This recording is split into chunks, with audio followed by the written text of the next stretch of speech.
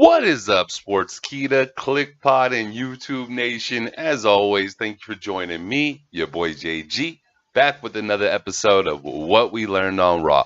So, what did we learn last night on Monday Night Raw? First thing we learned from last night's show is that Dean Ambrose is with his brothers, but damn, does he have some inner animosity towards these guys. And this all breaks down from what's happened last week with Dolph Ziggler, Braun Strowman, and Drew McIntyre constantly trying to play into the mind of Dean Ambrose. And while doing this last night, you could see the animosity was true inside of Dean. There were a couple times throughout the night when Seth Rollins and Roman Reigns tried to approach him. And earlier in the evening, Baron Corbin had gave Dean Ambrose the option of choosing a match against Seth for the Intercontinental title, choosing a match against Roman Reigns for the Universal title, or a match one-on-one against Braun Strowman. He actually chose none of the four. So the Baron ends up choosing for him, and his match ends up choosing against Braun Strowman. And he puts up a hell of an effort against Braun Strowman. But he ends up losing and getting rescued by Seth and Roman.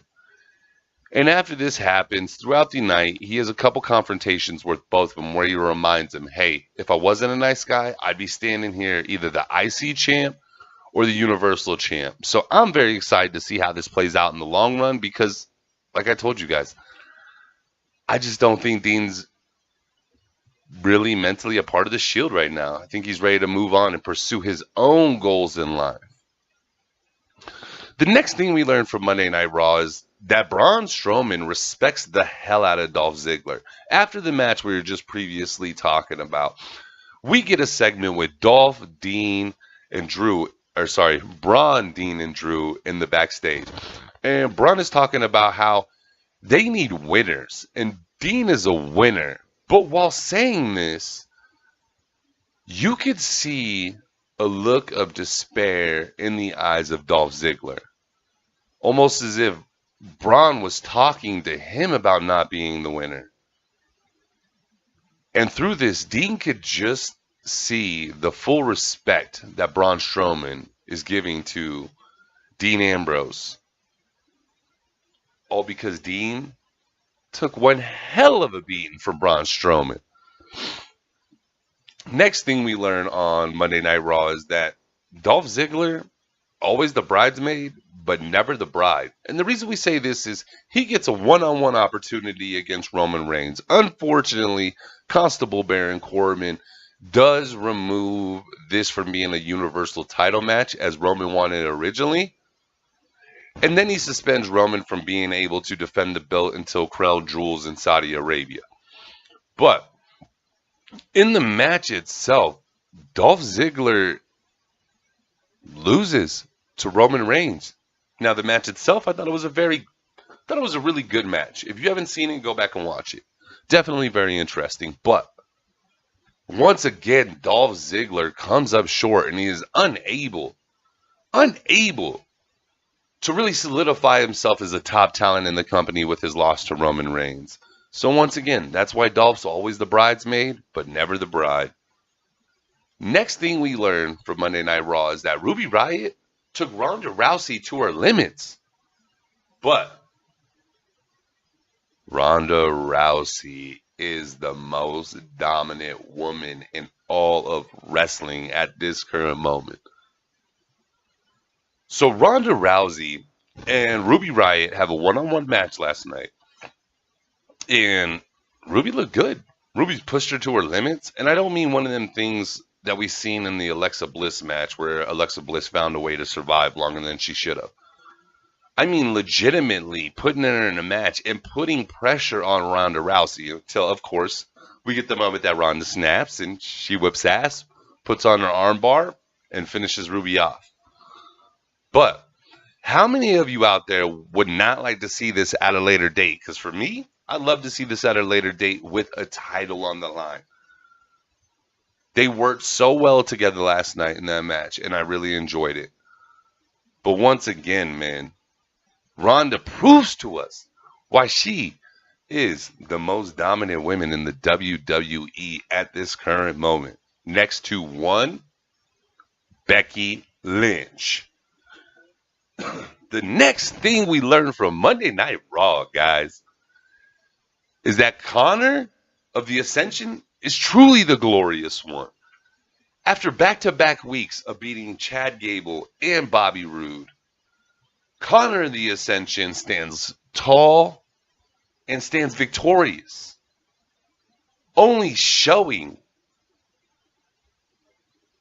that the glorious tag team we thought we had seen with Chad Gable and Bobby Roode isn't really that glorious. The actual glorious one in the match is Connor, who's sitting on the other side fighting for the Ascension, which once again takes me back. If you're new to our videos, new to the channel, if you guys just haven't seen much of us, you'll see I think the Ascension's one of the most underrated team. Don't know how they got buried because I thought they were absolutely fantastic.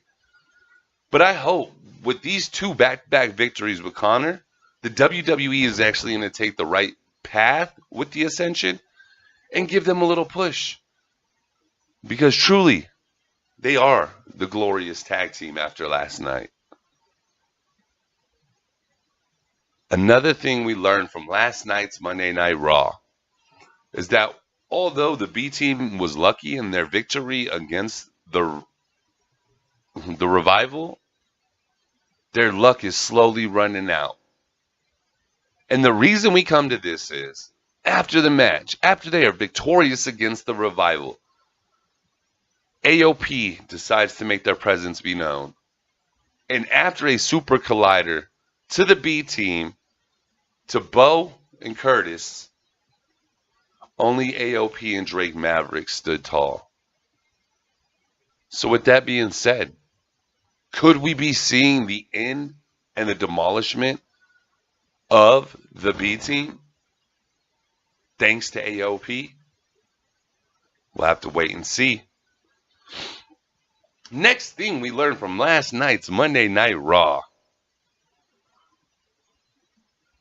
Drew McIntyre's ready. Drew McIntyre may very well be your next Intercontinental Champion. After a phenomenal match between Seth Rollins and Drew McIntyre last night, with a little quick distraction by Dolph Ziggler, Drew McIntyre walks away victorious. So this got me to thinking, since Braun's so distracted and so focused on getting that Universal title, I don't feel Dolph should get another IC title reign at this moment.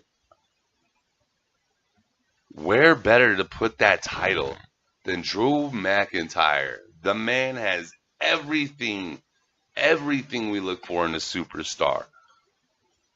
But not only that, he once again proves last night he is top dog with his huge win against Seth Rollins on Rollins' own show, Monday Night Rollins. Gotta say, I am very excited for the match this Saturday. Our six-man tag, The Shield versus, we call them here the Unstoppables. That'd be Drew McIntyre, Braun Strowman, and Dolph Ziggler. Really looking forward to this one, guys. Next thing we learned on last night's Monday Night Raw is Elias and KO are perfect heels at this current moment. So if you didn't watch last night's segment with Elias and KO, first off, what are you doing to yourself? You're only hurting yourself, no one else. But not only that, these two work phenomenally well together. I personally think the chemistry between these two is absolutely perfect for what you need for a heel tag team. But not only that, during last night's segment, Elias brings up the fact that Seattle lost the Supersonics. And now those same Supersonics are in OKC, known as the Thunder. With this simple line, Elias had ultra heat. I mean, nuclear heat. There was a point where it was a non-stop boo. I've never heard such a long, continuous boo so loud. And God, for me, that's what's missing. A heel that really affects the crowd. And God, does Kevin Owens play so well into Elias. Or feed so well into Elias and vice versa. These two are absolute studs. I am so excited to see where this continues with these guys. After last night, they have nuclear heat. We know these are two true heels. And God, may I say, the sky's the limit for these two? For me, I want to see Drew and Dolph versus Elias and KO. But the question is, we can't have a heel-on-heel tag team match. So, do you make Dolph and Drew your new baby faces? Or do you just take those titles off them so you don't even have to mess with them? And then you bring Elias and KO in. This is one I really want your guys' thoughts on. If you did see this segment last night, or you've caught it on YouTube or anything else since then, please comment below. Let me know. What did you guys think? Did you think it was real heat? Did you think it was initiated by Vince McMahon himself? And what do you think about what Elias and KO are doing together? For me, perfection. Perfection to a T. I absolutely love every second of it, guys. Next thing we learned on last night's Monday Night Raw is Bayley's better than Alicia Fox. Need I say more? I think most of the women are better than Alicia Fox.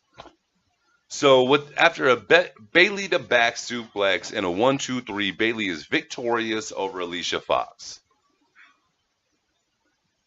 I don't know. And the last thing we learned on last night's Monday Night Raw is a two-parter. The first part, gosh darn, can Shawn Michaels drop a promo and still get you excited? If you guys didn't see the last review of last time Shawn Michaels was on Monday Night Raw talking about The Undertaker, I honestly said his segment, his portion of his segment alone by himself till the Taker came out, I wasn't interested in. Okay, I thought it was very boring. But last night, in our very final segment of the night, to end the night on Monday Night Raw, we get Shawn Michaels coming out to the ring once again talking about the match on Saturday. Is it this Saturday? Yeah, it is this Saturday. Holy cow, we got to do a predictions video. But he talks about the match this Saturday at the Super Showdown Under. The match between Triple H and The Undertaker. And I gotta say, this promo, his segment by himself had me absolutely, had me hyped. I was ready. The way he broke it down, the way he put emotions in it, talking about he's going to always be there for his brother. And now that the Kane has Taker in his corner, that's fine. Because if Kane decides to do anything, he's going to get a taste of sweet chin music. I was ready. It started building me for this. But then the second part happened. And I'm not one of these guys who just wants to go back and live in the Attitude Era and things like that. Yes, I thought that's the golden era of wrestling for me, was the Attitude Era. But with that being said, I don't want to go back and relive it. It was great the first time, and trust me, I watch it all the time on the WWE Network when I watch old school Raws and old school Nitros. That wasn't what was it for me. We get Shawn Michaels trying to invoke a fight against Kane. We hear Kane's music pop, and we get the old school style of Kane, where he just appears behind Shawn Michaels. Hits Shawn Michaels with the choke slam, and then we hear the Taker's bells toll. And then Taker appears in the ring. So we have the Brothers of Destruction against Shawn Michaels. Shawn gets beat down. Triple H's brother runs down to save him, but only to get himself handed an L as well. We leave Raw last night with the Brothers of Destruction standing tall and dominant over Shawn Michaels and Triple H. Which, if you're not excited for this match at this moment, there's something wrong with you. Because I'm ready. Kliqpod's ready. Kliqpod Nation's ready. Sportskeeda's ready. YouTube's ready. Is Australia ready? Damn, once again, man. Shawn knows just the right words to say to get those emotions invoked inside of you. And literally seeing those four men momentarily brought back flashbacks from when I was a younger man. And it got me excited about this match. Now, with the match itself, I understand it's two 50-plus-year-old dudes about to go at it. It's like watching Hulk Hogan and Ric Flair. So, the match itself will be great. But sometimes, the build-up sets the perfect tone to get you ready for what you're going to see. And what we're going to witness on Saturday is going to be greatness. Not only that, expect this to be the start to the return. And allow us to see another match out of Shawn Michaels. Okay, you didn't hear that here first. You know, I love JD from NY206. He's been calling this for a long time. I think he called it all the way good on this. So, hey, shout out JD, man. I know you don't listen to us, but, man, way to call this, brother. So we got a lot of good things looking forward to. We got the Super Showdown Under coming up this Saturday. Not only that, dang, there's a lot coming on this weekend. Holy cow, man. You got the Super Showdown. Then in UFC, you got McGregor versus Khabib. And I'm a Florida Gators fan, obviously. And we got LSU this weekend. So, man, huge weekend ahead. But, God, I'm super excited. I want to see how all this goes down between the Brothers of Destruction, Shawn Michaels and Triple H. The Shield versus the Unstoppable. And will Dean Ambrose stay loyal to his brothers? But with that being said, guys, I'm going to hop off here because